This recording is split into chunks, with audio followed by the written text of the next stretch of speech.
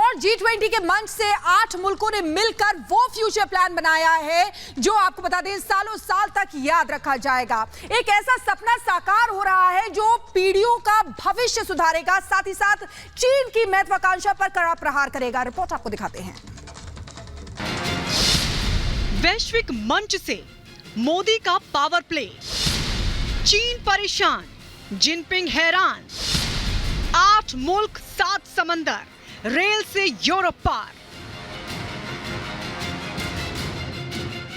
जी हां, ये कोई सपना नहीं बल्कि वो सच है जिसे साकार करने का प्लान G20 के मंच से बनाया गया है। ये वो विजन है जिसे हकीकत में बदलने के लिए जो बाइडेन, सऊदी अरब, UAE, यूरोपियन यूनियन और नरेंद्र मोदी एक साथ आ रहे हैं। इन देशों का ये ड्रीम प्रोजेक्ट है।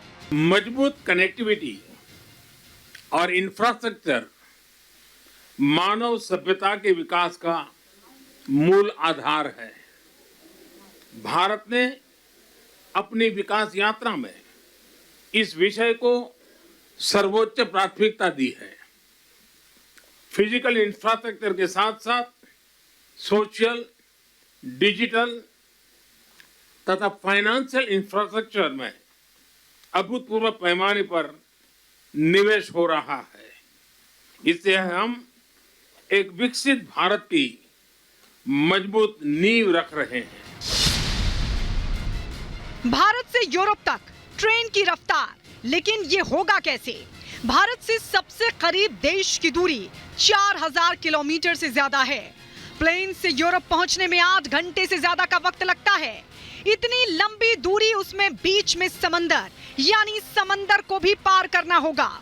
हमारा मानना है कि कनेक्टिविटी विभिन्न देशों के बीच आपसी व्यापार ही नहीं, आपसी विश्वास भी बढ़ाने का स्रोत है।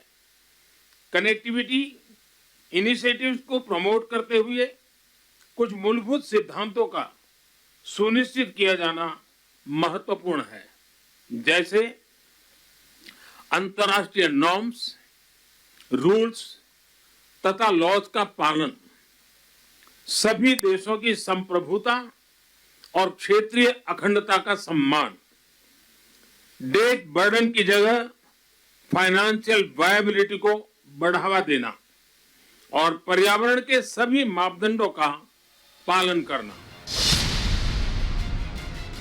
G20 के मंच पर पहले दिन कई अहम मुद्दों पर मंथन हुआ। इस दौरान कनेक्टिविटी कॉरिडोर भी लॉन्च हुआ। अमेरिका, भारत, सऊदी अरब, UAE, फ्रांस, जर्मनी, इटली और यूरोपीय संघ के नेताओं ने इस कनेक्टिविटी कॉरिडोर, आर्थिक गलियारे की स्थापना समझौते पर हस्ताक्षर किए।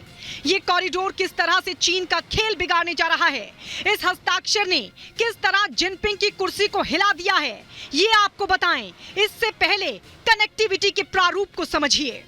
इस समझौते के मुताबिक भारत के पश्चिमी छोर यानी मुंबई या गुजरात के पोर्ट को सऊदी अरब से जोड़ा जाएगा।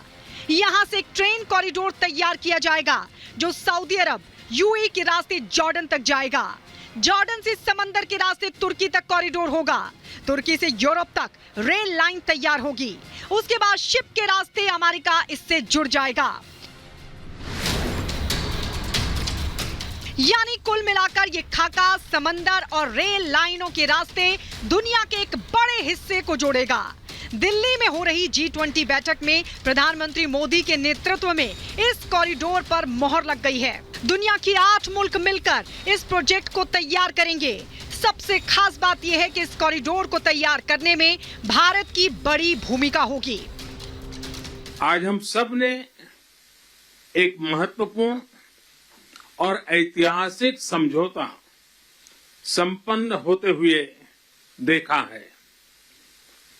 आने वाले समय में यह भारत, पश्चिम एशिया और यूरोप के बीच इकोनॉमिक इंटीग्रेशन का प्रभावी माध्यम होगा। यह पूरे विश्व में कनेक्टिविटी और विकास को सस्टेनेबल दिशा प्रदान करेगा। G20 का जो मिशन है, one earth, one family, one future, ये कॉरिडोर उसका हिस्सा है। यही वजह है कि अमेरिका इसमें बड़ा इन्वेस्टमेंट करने जा रहा है। अमेरिका के राष्ट्रपति ने कहा कि ये प्रोजेक्ट आने वाली पीढ़ियों की तरक्की के लिए है। Today, I'm proud to announce that we've finalized a historic agreement for a new India, Middle East, Europe economic corridor.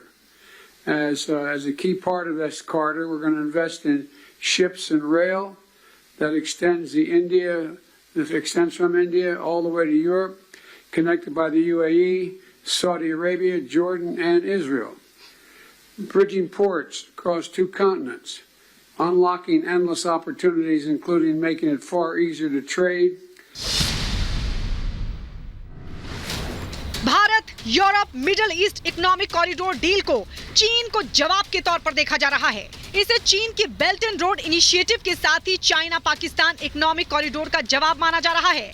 इसे चीन की बेल्ट एंड रोड परियोजना के विकल्प के रूप में पेश किया जा रहा है, जिसने पाकिस्तान, केन्या, जाम्बिया, लाओस और मंगोलिया जैसे कई विकासशील देशों को भारी कर्ज में डाल दिया है। सीधे तौर पर कहा जाए तो इस डील ने चीन का खेल बिगाड़ दिया है। Bureau report, Republic Bharat. Qui nous touche tous. L'ensemble du G20 a affirmé sa solidarité. La France a eu l'occasion de le faire dès les premières heures. Envoyé à Sa Majesté.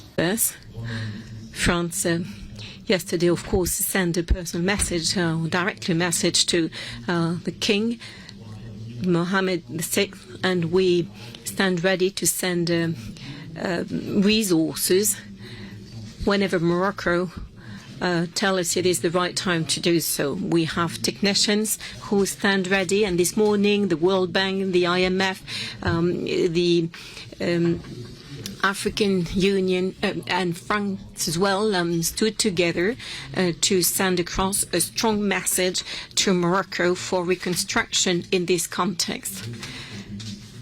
And our thoughts also go to Brazil, who suffered a major storm recently. In this context of the G20, I would like to commend the African Union for joining G20 as a full-fledged member. As you know, France was amongst the first ones to support this candidacy, and in Bali we launched a call. At the time, Macky Sall was representing the African Union, and what was at the time a wish is now a reality. The G20 will sit at the table where the decisions are taken, and I'm very pleased that what we were calling for in Bali has now been approved by all. First of all, this G20 confirms once again the isolation of Russia. A vast majority of the G20 members condemn the war in Ukraine and its impacts. And we've been dealing with the economic and food consequences of this war precisely to maintain the unity of the planet. And the entire G20 also commits to a just and lasting peace in Ukraine, and I insist on these words. That's in accordance with the UN Charter. तो France के राष्ट्रपति Emmanuel Macron के द्वारा ये press conference की जा रही है, जिसमें उन्होंने सबसे पहले मोरक्को में हुए भूकंप को लेकर के संवेदनाएं व्यक्त की और इसी के साथ कहा कि आईएमएफ और वर्ल्ड बैंक के द्वारा ये कहा गया है कि हर संभव मदद दी जाएगी। इसी के साथ अफ्रीकन यूनियन, जो कि अब G20 का परमानेंट सदस्य बन गया है, उसे लेकर के भी उनके द्वारा शुभकामनाएं प्रेषित की गई हैं, शुभकामनाएं उनके द्वारा दी गई हैं। A number of things that we launched have been endorsed here, and what I would like to tell you, what is important here, is that this agenda we've been promoting for a number of years has moved forward on the occasion of this G20 in India. First of all, what we advocated in Paris and what led to this Paris Pact for the Peoples and the Planet was reiterated with many African countries ahead of this summit. They signed together with France a piece in which we were expressing our support for the pact. Let me remind you of the 4 underlying principles. We need not choose between the fight against poverty and the fight for the planet. Second, it is for each country to choose its own path with the support of the international community. Thirdly, we need a major leap when it comes to financing, and